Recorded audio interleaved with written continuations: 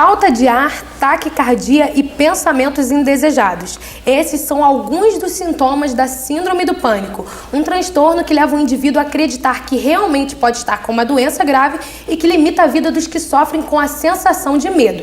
Para esclarecer dúvidas sobre a síndrome do pânico, recebemos a psicóloga, a doutora Ana Maia Schumacher. Olá, doutora, tudo bom? Boa tarde. Boa tarde. Obrigada pela presença. Doutora, explica pra gente o que é a síndrome do pânico e quais são os seus sintomas. A síndrome do pânico, na verdade, ela é um quadro clínico onde ocorrem crises de ansiedade aguda. Essas crises na síndrome do pânico a gente chama de ataques de pânico. Eles vêm assim de forma repentina, inesperada, de uma forma muito intensa, sem nenhum estímulo aparente compatível com a intensidade dessas crises. Quando você fala de sintomas, são basicamente esses que você falou agora, que é taquicardia, falta de ar, sudorese, a pessoa fica com a mão suada, o pé suado, tonteira, um medo de morrer muito grande, medo de enlouquecer, a gente fala até da despersonalização ou desrealização, que a pessoa às vezes se vê fora do corpo, não sabe mais direito onde é que está. Enfim, são basicamente esses sintomas. Tem outros, mas esses são os mais comuns. E quais são as principais causas da síndrome? Existem causas? A síndrome do pânico, ela não tem assim uma causa específica. O que a gente percebe na literatura e na experiência clínica? Que a síndrome do pânico, ela vem através de um estresse afetivo, estresse relacional. Geralmente, as pessoas chegam no consultório com aquela crise de pânico e a gente pergunta, mas aconteceu alguma coisa na sua vida atualmente que está te gerando uma ansiedade, algo assim? Ela fala, não. E durante o acompanhamento terapêutico, a gente verifica que nos últimos 2 anos, a 8 meses, mais ou menos, essa pessoa viveu uma separação, Sim. A morte de um ente querido, falecimento, uma cirurgia de emergência. E, geralmente, as pessoas que têm a síndrome do pânico, elas tendem a negligenciar, a deixar de lado as necessidades físicas e emocionais. Então, quando você deixa de lado, você vai suprimindo as suas necessidades físicas, emocionais, o seu corpo, de uma certa forma, ele fica mais vulnerável. Como se fosse um desequilíbrio mesmo.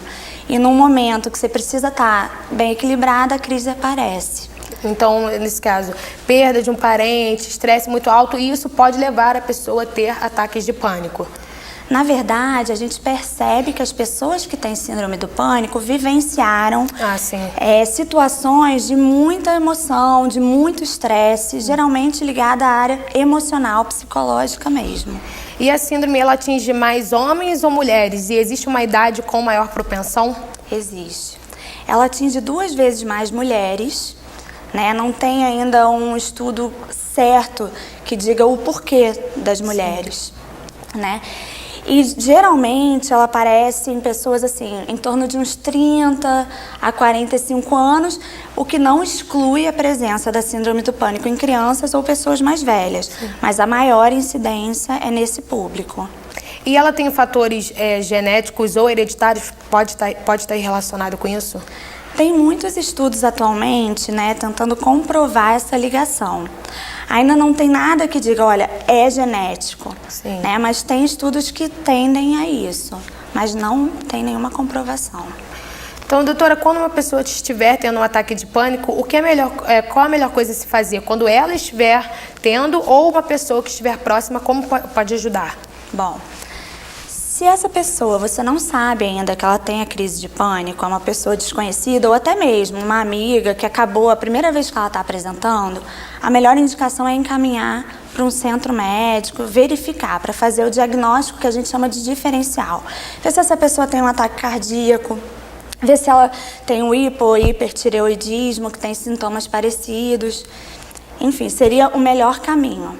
No caso de uma pessoa que você já conhece, você sabe que ela tem a síndrome do pânico, no momento da crise, você vai fazer um trabalho corporal com ela, que ela vai estar prestando atenção no que ela está sentindo. Algumas pessoas acham que o coração vai parar, ela pode apertar aqui e ver que o coração está batendo, Tem uma técnica de respiração, e de relaxamento. Além disso, a gente orienta a pessoa de que essa crise ela dura de 5, 10 a 40 minutos, sendo que o pico, né, o momento que aquela ansiedade insuportável é nos 10 minutos. Sim. Então, ela já conhecendo, né, o processo da crise, já vai, de uma certa forma, acalmando ao longo do tempo. Mas existe a possibilidade de, quando essas crises ficarem frequentes, a pessoa ficar angustiada ao longo do dia todo? Uma sensação de angústia? Sim, porque a síndrome do pânico é o quê? A gente fala assim, que é o medo de ter medo, porque a crise é marcada pelo medo da morte, medo de passar mal, medo de que alguma coisa, uma catástrofe aconteça. E essa pessoa, quando ela vivencia uma primeira vez a crise de pânico, ela tende a ter medo de vivenciar novamente, né? Então, é possível que ela fique angustiada ao longo do dia, com o tempo. E quais são os mitos da síndrome do pânico? Existe algum mito sobre a síndrome do pânico? Porque muitas pessoas, quando estão tendo ataque, como a gente já falou, tem uma sensação de desmaio muito grande e o medo de morrer a qualquer momento. Existe a possibilidade de uma pessoa, quando estiver tendo ataque de pânico, desmaiar ou até mesmo morrer? Morrer de síndrome do pânico, não. Né? Se a pessoa vem a falecer, a gente percebe que tem outra doença, outra coisa concomitante. Sim. Desmaiar é possível, né? Que a pessoa fica muito nervosa, fica com uma falta de ar intensa, porque os sintomas, de fato, a pessoa sente. Quando você fala em mito, eu fico pensando, não, de fato a pessoa sente. O único mito relacionado a síndrome do pânico que a gente vê hoje em dia é que ela está diretamente ligada à violência, né? A um índice maior de violência e tal. Isso é possível? Sim. Mas a síndrome do pânico tem muito mais a ver com o estresse afetivo, com o lado emocional, do que com esse mito da violência. A gente percebe que em cidades grandes e cidades pequenas tem a presença da síndrome do pânico. E qual é o tratamento, então, indicado para a síndrome do pânico? Bom, o tratamento mais indicado para a síndrome do pânico é o tratamento psicoterápico, né, com um psicólogo especializado nessa área, onde você vai estar acompanhando, o psicólogo vai estar acompanhando essa pessoa no autoconhecimento, para que ela consiga ter ferramentas para lidar com a síndrome do pânico. Agora, uma das consequências da síndrome do pânico muito grande é a limitação dessa pessoa na vida. Muita gente para de trabalhar, passa a ter medo de sair de casa ou andar sozinho, de elevador, no metrô. E quando você percebe que esses sintomas eles estão insuportáveis, estão limitando demais a vida dessa pessoa, a gente indica um médico para estar acompanhando junto. Aí fica um trabalho junto, né, multidisciplinar, do psicólogo com o médico. Entendi. Doutora, muito obrigada pela presença. Eu vou deixar um espaço para você deixar algum contato para quem quiser tirar dúvidas sobre a síndrome do pânico. Ok. Bom, meu telefone é 2575-9809 ou 8668-6388. Eu respondo também através do e-mail, que é ana.maia@yahoo.com.br, Maia com Y. Né? Através desses contatos pode tirar qualquer tipo de dúvida. E também lá na nossa clínica a gente tem um curso gratuito para as pessoas que sofrem de estresse, depressão e síndrome do pânico, onde é esclarecido todas as dúvidas. Tá bom, doutora? Tá bom? Muito obrigada pela presença. Obrigada a você. Bom, e agora a gente vai para um rápido intervalo, mas a gente volta já já, não saia daí.